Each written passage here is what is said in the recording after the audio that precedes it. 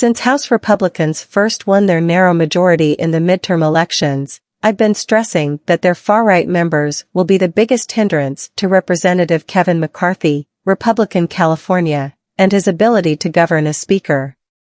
I can now say that I was myopic. While McCarthy's inability or unwillingness to rebuff the far right is an ongoing problem, it won't be the sole reason his speakership eventually collapses.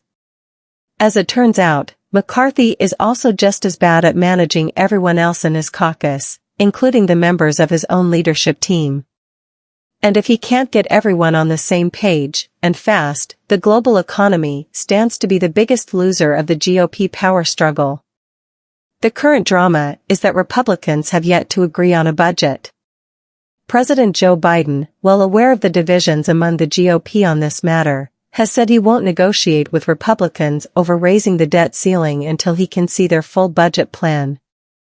And, according to the New York Times, McCarthy has no confidence in Representative Jody Arrington, Republican Texas, the chair of the Budget Committee. But apparently, that's not the extent of McCarthy's beef with Arrington. During the drawn-out struggle for the Speaker's gavel in January, Arrington reportedly floated the name of Representative Steve Scalise, Republican Louisiana. That trial balloon went nowhere, not least because Scalise, the House Majority Leader, who has long been McCarthy's number 2, reportedly discouraged members from floating his name as an alternative.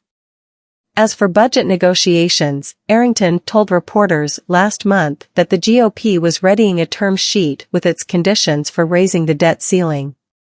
McCarthy told reporters, "I don't know what he's talking about." Convinced Arrington can't pull together a budget, McCarthy regards him as incompetent, the Times reported. Meanwhile, isn't exactly one of McCarthy's favorite people right now. According to the Times, late last month he reportedly gave the rest of leadership assurances that the Parents' Bill of Rights was on course for easy passage. But in the end, 5 Republicans voted against it, which would have been enough to tank it if some Democrats hadn't been absent. And Republicans meant that bill to be one of the major parts of their agenda. Beneath the obvious Mean Girls atmosphere in the Capitol, several bits of intrigue are playing out. There's a certain irony in Arrington's disenfranchisement. Since the Republican Revolution in 1994, the House GOP has often chafed at the centralization of power in the hands of the Speaker. One of the proposed solutions has been to devolve power back to the committees, whose chairs used to rule over them as their personal fiefdoms. McCarthy's response hasn't been empowering chairs like Arrington, though, even as he has made himself more vulnerable to being ousted as the price for his gavel.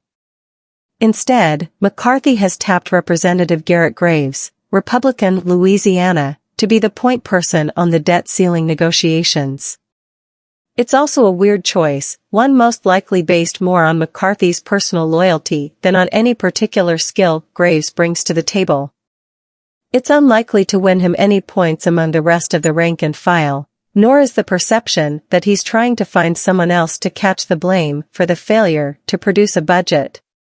Meanwhile, there's a rich tradition in Congress of rivalry between the top-ranked members in a caucus, see Representative Nancy Pelosi, Democrat California, versus Representative Steny Hoyer, Democrat Maryland. One senior House GOP aide told NBC News that they were surprised to see the tension spilling out into the open. But it's no secret Scalise and McCarthy's teams have always kind of been at odds, the aide said. It's less surprising that Scalise hasn't made obvious plays for the gavel. Everything I've ever heard or read about him portrays him as affable and well-liked by his colleagues, including those across the aisle. That's the kind of reputation one doesn't toss aside casually with ill-timed schemes.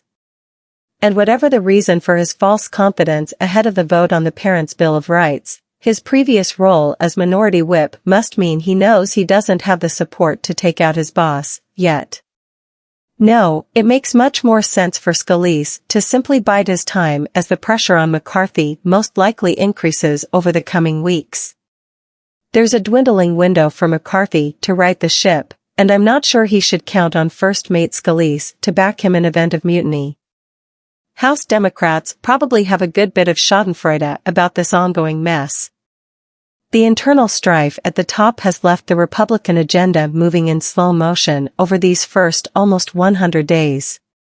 On some of the things you'd think would be priorities, such as immigration, the GOP's disarray has kept off the floor bills that would force Democrats to take votes that could be used in political attacks. McCarthy's lack of skill at moving his caucus forward could otherwise be seen as the feel-good event of the spring, except there's the looming debt ceiling crisis.